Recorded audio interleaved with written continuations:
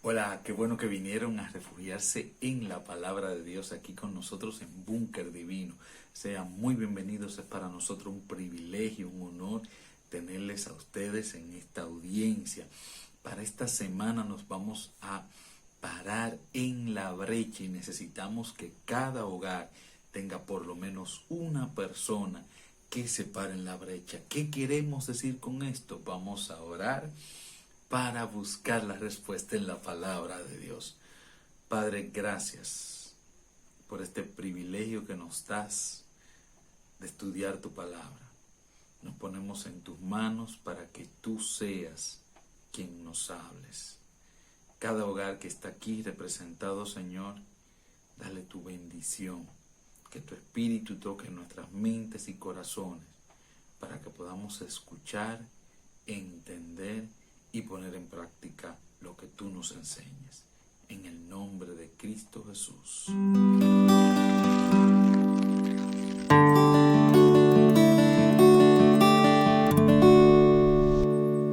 Salmo capítulo 106, versículo 23, nos dice dónde vamos a arrancar este estudio. Y trató de destruirlos, de no haberse interpuesto Moisés, su escogido, ante él, a fin de apartar su indignación para que no los destruyese. Antes de tocar lo que vamos a tocar el día de hoy, quiero hacer un aclarando. Hay un versículo, estos versículos se han malinterpretado un poco, de que Dios quería destruir el pueblo de Israel y Moisés fue que convenció a Dios, así como ustedes lo oyen, convenció a Dios y detuvo a Dios.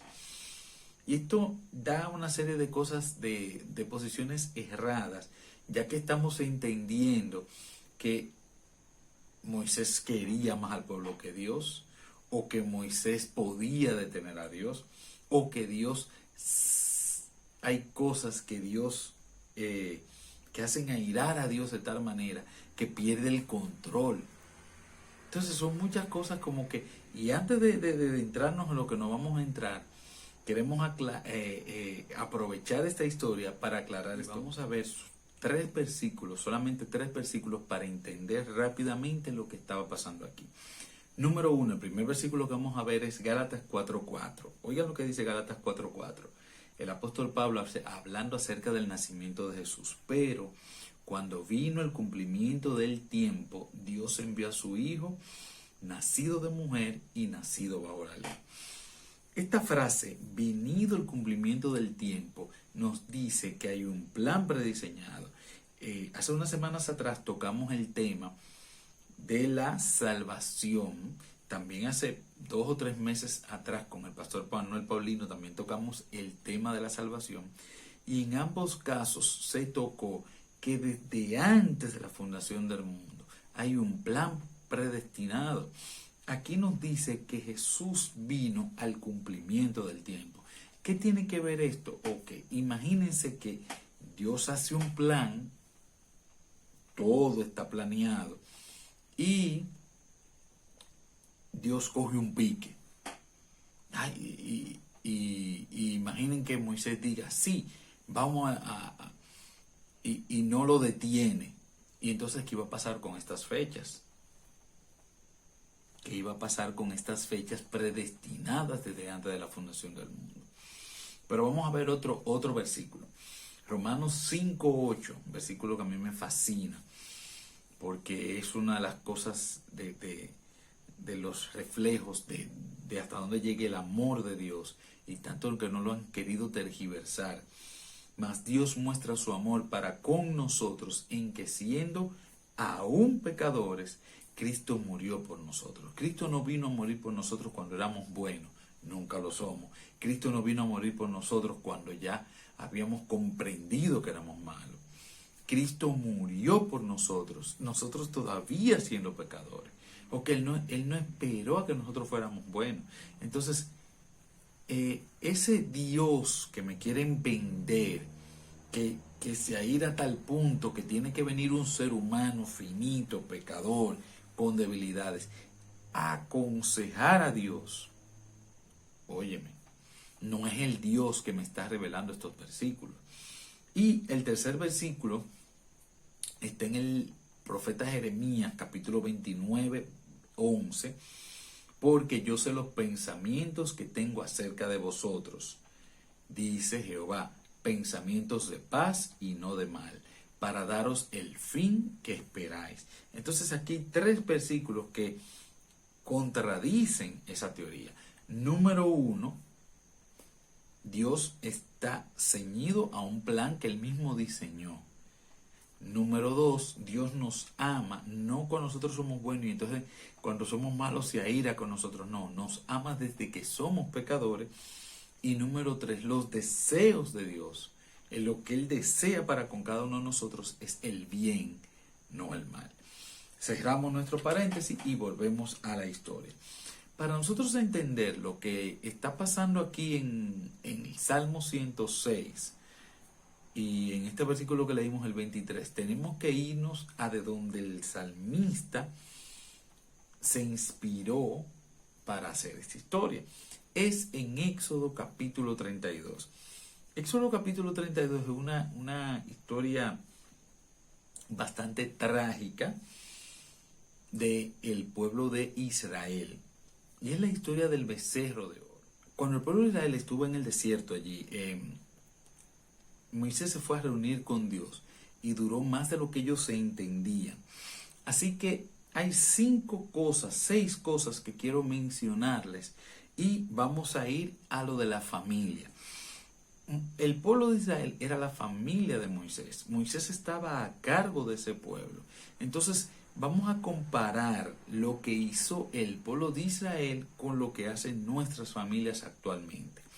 Número 1, ellos le dijeron en el mismo versículo 1 que ya Moisés había durado mucho tiempo y que no sabían qué había pasado con él. Entonces, en nuestra familia hay muchas veces que nosotros no sabemos discernir los tiempos de Dios, nos desesperamos y hacemos la cosa a nuestro tiempo. Y cuando nosotros nos comemos una fruta antes de estar madura, aunque la fruta sea buena, antes de estar madura nos puede hacer daño. Yo recuerdo que una vez fui al dentista, o me llevaron, mejor dicho, me llevaron al dentista. El dentista dice, wow, todos estos dientes están manchados. Y cuando fueron a ver qué era, yo era bien jovencito, es que a mí me gustaba comer las frutas verdes y esto me estaba dejando una mancha en los dientes. Fruta antes de tiempo es malo, fruta después de tiempo es malo, en su tiempo es buena. Entonces, muchas veces nuestras familias toman decisiones antes de tiempo, o no consultan a Dios, o no tienen que ver con lo que Dios haya aconsejado. Y esto se puede ver en cualquier caso. A veces hacemos inversiones en las que no tomamos en cuenta lo que Dios dice, ni le preguntamos a Dios lo que opina acerca de eso. Tomamos decisiones tan trascendentales como casarnos, como dónde vamos a vivir, como dónde vamos a estudiar, dónde van a estudiar los niños. Cualquiera de esas cosas no tomamos a Dios en cuenta. Y claro, esto trae consecuencias. Número 2, que hicieron el pueblo de Israel en ese momento y que también hacen nuestras familias, es que ellos dijeron a Aarón, haznos dioses. Esa es la cosa que más irónica me parece, que un ser humano mande a ser un Dios. Pero sin embargo, nosotros teniendo el ejemplo del pueblo de Israel, nosotros también tenemos dioses. Lo que pasa es que tenemos otros dioses. Y usted me va a decir, no, yo no tengo Dios, ¿cómo va a ser? ¿A qué tú le dedicas tiempo en tu casa? Hay personas que viven solamente para las apariencias. ¿Cuál es su Dios? Hay otras personas que se pasan horas y horas en la televisión. ¿Cuál es tu Dios? Hay otras personas que se pasan todo el día trabajando y trabajando y trabajando y no le dedican tiempo a más nada. ¿Cuál es tu Dios? ¿Seguro que no tienes otro Dios? Hay otros que el dinero es el Dios de ellos. Y tantas cosas, todo lo que me robe el primer lugar de mi vida a Dios, o en mi vida a Dios, es un Dios. Y estamos eligiendo otra cosa por encima de lo que debemos, que es a Dios, darle el primer lugar en nuestra vida. ¿Cuántas de nuestras familias están teniendo dioses? ¿Cuáles dioses estamos teniendo? Hay otro punto más, número 3. Ellos le dijeron a Aarón, en ese caso, que esos dioses, cuando él le hizo el becerro de oro, esos dioses eran los que los habían sacado de Egipto. Dios los sacó de Egipto haciendo pruebas prodigiosas. Lo último que hizo fue abrir el mar rojo delante de ellos.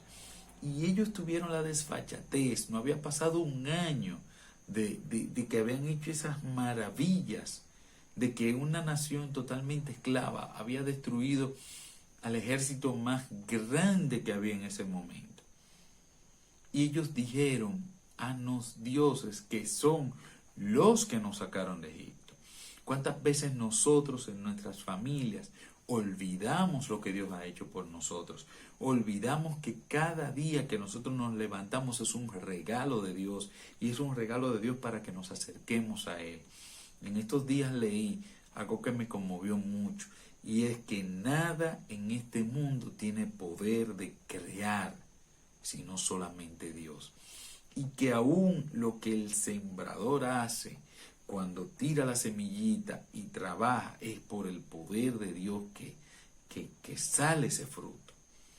Porque sin Dios ni eso pudiera hacerse. Nuestra existencia, nuestra vida, nuestro entrar, nuestro salir y cada cosa que quizás nosotros ni sabemos que está pasando, Dios nos está cuidando. Sin embargo, nosotros muchas veces hacemos como esos guagüeros que dicen, no, mi propio esfuerzo, que le ponen en esos letreros atrás en la guagua. Entonces, no, nos olvidamos de Dios, nos olvidamos de cómo conseguimos las cosas, nada más nos acordamos de Dios cuando estamos pasando por un problema, ahí sí nos acordamos de Dios. Cuando queremos pedir algo, ahí sí nos acordamos de Dios. Otra de las cosas que hizo el pueblo de Israel en esa catástrofe es que pervirtió el culto, porque haciéndole culto con el becerro dijo que era culto a Jehová que estaba haciendo. ¿Cuántas veces nosotros mezclamos lo que Dios nos dice, lo que Dios estipula tan claramente en su palabra, lo mezclamos con lo que nosotros queremos ser? Y cuando la Biblia nos dice algo que no es como nosotros lo queremos hacer, entonces ahí la Biblia está mal, la Biblia está obsoleta, la Biblia se equivocaron los traductores, cualquier excusa que nosotros queramos con el hecho de nosotros hacer lo que queremos, cómo queremos y cuándo queremos.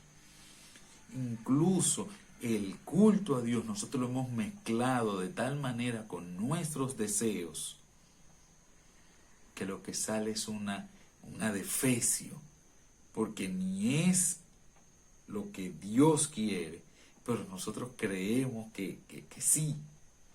Parecemos a la ofrenda de Caín. Eso será otro día que veremos eso, pero parecemos a la ofrenda de Caín. Queremos hacer lo que queremos, lo que querramos, y queremos que Dios nos apruebe el esfuerzo que nosotros, según nosotros, estamos haciendo. Otra de las cosas que hizo el pueblo de Israel es que era de dura cerviz. Y esto también pasa en nuestras familias, somos de dura cerviz. Nosotros nos pasan las cosas por alejarnos de Dios, nos pasan las cosas como consecuencia por tomar decisiones que no sabemos cómo tomarlas, que no estamos preparados para tomarlas, que no deberíamos tomarlas sin consultarlas con Dios, sin ponerle en las manos de Dios. Pero nos pasa una vez, nos pasa 2 veces, nos pasa 3 veces, y no me importa, como quiera sigue, como quiera sigo haciéndolo. Y cuando pasa todo esto, en realidad todo lo podemos resumir, es que hemos roto el pacto que hemos hecho con Dios. Hemos invalidado el pacto que hemos hecho con Dios. Nosotros tenemos un pacto con Dios, y cuando nosotros rompemos ese pacto con Dios, estamos fuera del pacto.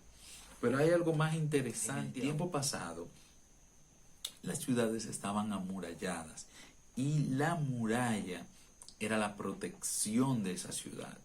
Cada hogar de nosotros es nuestra fortaleza. Este mundo es una guerra. Y a veces nosotros se nos olvida que nosotros estamos en guerra cada minuto de nuestra vida. Cada minuto estamos luchando por nuestra vida y por nuestra salvación. Démonos cuenta o no, entendámoslo o no, aceptémoslo o no. Eso no tiene nada. Cada hogar de nosotros es una fortaleza y debe ser donde nosotros nos refugiemos, así como nosotros nos refugiamos en búnker divino, en la palabra de Dios. Nuestro hogar debería ser que cuando nosotros salgamos a ese campo de batalla que es el mundo día tras día y volvamos a él, nosotros estemos seguros y refugiados. Pero en las murallas había un problemita. La muralla era tan fuerte porque no tuviera por dónde entrar el enemigo, o lo que nosotros llamamos una brecha. Porque inmediatamente había una brecha, se hacía vulnerable la muralla, porque el enemigo podía entrar por ahí y atacar la ciudad. ¿Qué causa brechas en nuestras murallas de nuestros hogares? Isaías 30:13 nos da una respuesta que nos pone a pensar. Por tanto, os será pecado como grieta que amenaza ruina, extendiéndose en una pared elevada, cuya caída viene súbita y repentinamente. Cada vez que nosotros pecamos, cada vez que nosotros fallamos a Dios, esto le causa ruina a nuestras murallas. Esto le causa grieta a nuestras murallas. Esto hace vulnerable nuestras murallas. Nosotros estamos en el medio de un gran conflicto. Nosotros somos el blanco de ataque de Satanás. Satanás hace mucho entendió que la base, que lo que tiene que atacar es el hogar. Ustedes no han visto ahora las campañas que hay contra las parejas, contra los hijos. Ahora quieren educarnos a nuestros hijos. Ahora no han cambiado los valores de tal manera que ya uno ni sabe. Están atacando nuestros hogares. Y nosotros llevándonos de lo que creemos, o haciendo nuestros deseos, o sacando a Dios de nuestra vida, hemos dejado vulnerables a nuestros hogares. Cada vez que le damos la espalda a Dios, cada vez que le llevamos la contra a Dios, hemos ido tumbando y poniendo en ruina nuestras murallas. Y por eso el enemigo, por eso Satanás ha sido tan efectivo con el atacar nuestros hogares. Por eso ha sido tan vulnerable nuestra familia. Por eso estamos recibiendo estos ataques, porque nuestras murallas están en el piso. Y por eso este llamado al día de hoy, por eso alguien de tu familia debe pararse en la brecha. Por eso alguien de tu familia debe pararse, por lo menos uno, y defender tu hogar. ¿Cómo podemos defender nuestro hogar? Vamos a leer el mismo texto que leímos inicialmente, pero ahora vamos a cambiar la versión para que entendamos algo un poquito mejor.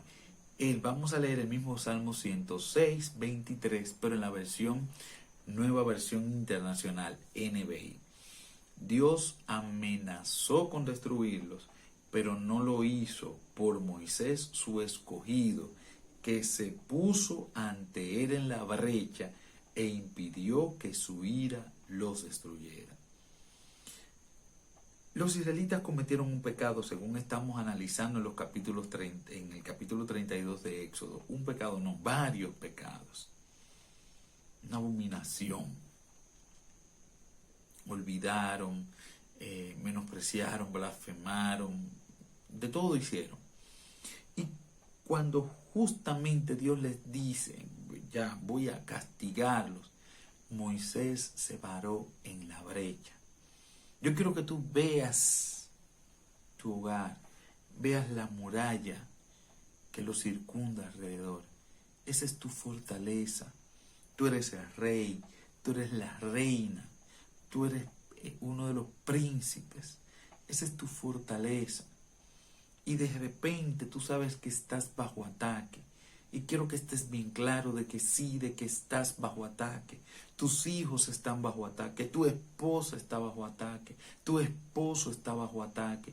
Todos estamos bajo ataque. Y mientras las murallas estén altas, podemos resistir los ataques. Pero cuando hay una brecha en la muralla, entonces somos vulnerables a los ataques. Y aquí dice que lo primero que nosotros tenemos que hacer como la persona que se va a parar por mi familia es pararnos delante de la brecha. Pararnos en la brecha por nuestro hogar. ¿Qué significa pararme en la brecha? Moisés hizo unas cuantas cosas que lo podemos ver en el capítulo de Éxodo, capítulo 32, a partir del versículo 10, que son las que nosotros debemos hacer en cada uno de nuestros hogares. Número 1, no se apartó. ¿Cuántas veces nosotros vemos cosas malas en nuestra familia y lo que hacemos es virar la cabeza? ¿Cuántas veces vemos cosas malas y lo que hacemos es ignorarlas?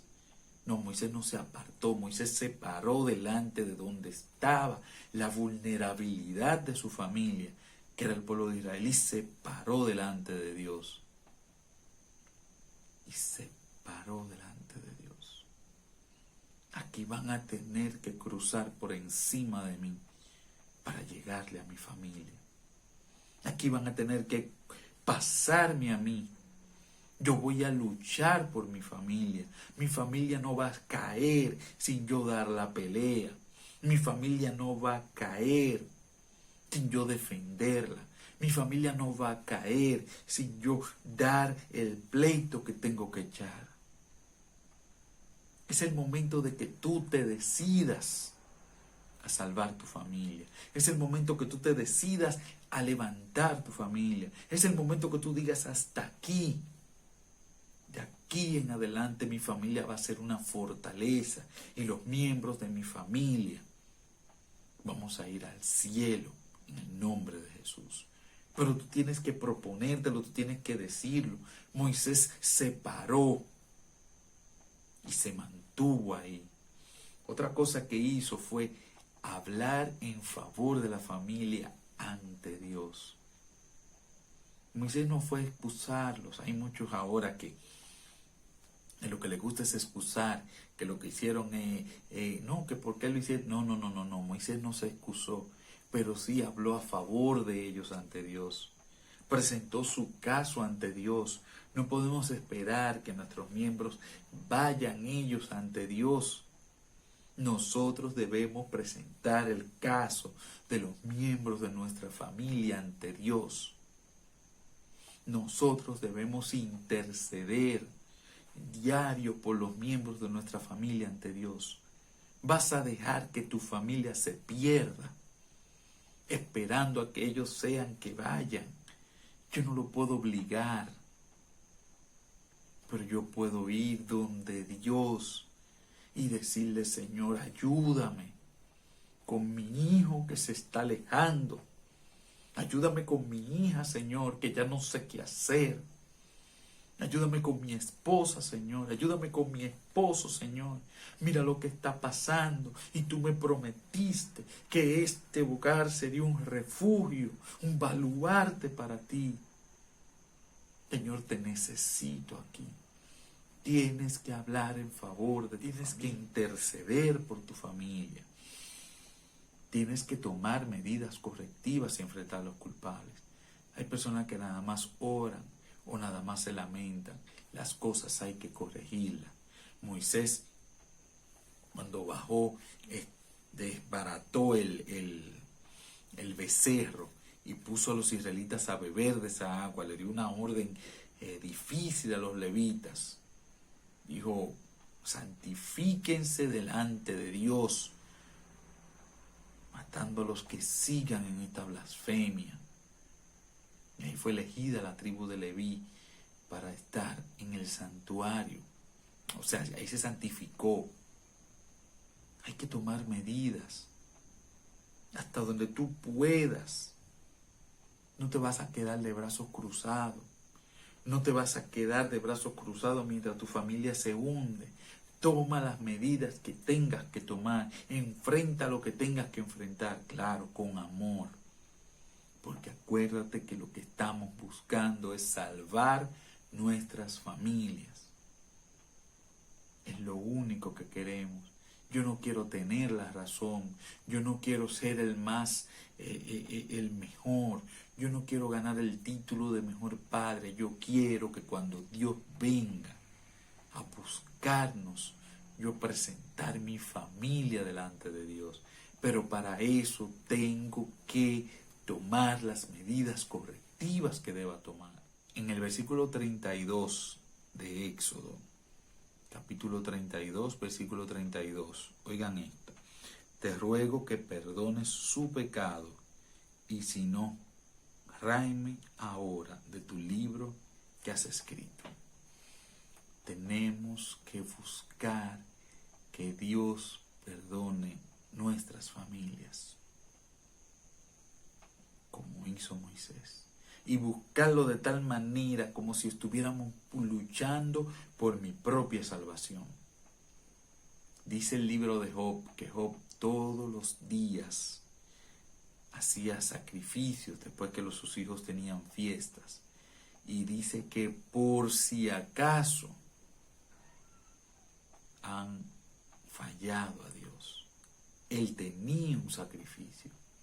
Nosotros tenemos que pedir por el perdón de los pecados de nuestra familia. Tenemos que rogarle a Dios como si nos estuviéramos rogando por nuestra propia salvación. Tenemos que rogarle. El 22:30 hace una invitación interesante. Es la invitación que quiero hacerle a cada uno de ustedes. A ustedes que se levantaron para pararse en la brecha por sus familias el día de hoy. A ti que estás preocupado porque tu hijo está ya desanimado de estar en los caminos de Dios. A ti que estás preocupado porque tu hija la ves cómo se está hundiendo. A ti, mujer, que tu esposo no está en los caminos de Dios. A ti, esposo, que estás preocupado porque tu esposa se está alejando. A ti que estás intercediendo por tu familia. Dios tiene algo. Ezequiel 22:30. Y busqué entre ellos hombre que hiciese vallado y que se pusiese en la brecha delante de mí, a favor de la tierra, para que yo no la destruyese, y no la hallé. Dios está buscando a alguien que se pare en tu casa, en la brecha, para bendecir, para salvar tu familia. Dios está buscando a alguien que decida que su familia no va a ser un territorio del enemigo, sino que va a ser un baluarte de Dios aquí en la tierra. Dios está buscando personas que decidan pararse en la brecha por las personas que ama. Dios quiere bendecir tu familia. Dios quiere sanar tu familia. Dios quiere restaurar tus murallas. Pero Dios necesita que tú quieras hacerlo. Este día vamos a orar por eso. Padre querido, gracias, porque tu deseo es salvarnos. Señor, gracias te damos porque nos das las herramientas para llevar nuestras familias al cielo, Señor. No es fácil, pero tú estás ahí para luchar con nosotros.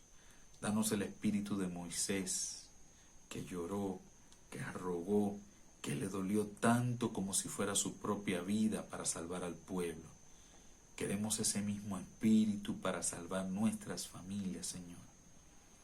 Danos la fuerza, danos la entereza, danos la fe de pararnos en la brecha delante de ti y rogar por nuestras familias y levantar los muros alrededor de nuestra casa y que nuestras casas se vuelvan baluartes tuyos en esta tierra, Señor. Protege nuestras familias, mira todas las cosas, todos los ataques que hay, pero estamos creyendo en ti y confiando en ti, Señor. Gracias por oírnos, gracias por restaurar los muros de nuestra familia. Gracias por darnos el espíritu de Moisés. En el nombre de Cristo Jesús.